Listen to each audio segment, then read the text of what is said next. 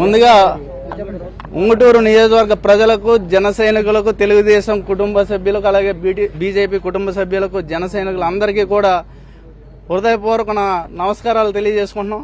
ఈరోజు ఇంత భారీ మెజార్టీతో నన్ను గెలిపించి నన్ను ఆశీర్వదించిన ప్రతి ఒక్కరికి కూడా నా హృదయపూర్వక ధన్యవాదాలు తెలుపుకుంటూ రాబోయే కాలంలో మన ఉంగుటూరు నియోజకవర్గాన్ని ముందు నడిపించి అభివృద్ధి పదంలో నడిపే విధంగా మా ప్రయత్నం ఉంటుందని పూర్తిగా తెలియజేసుకుంటున్నాం.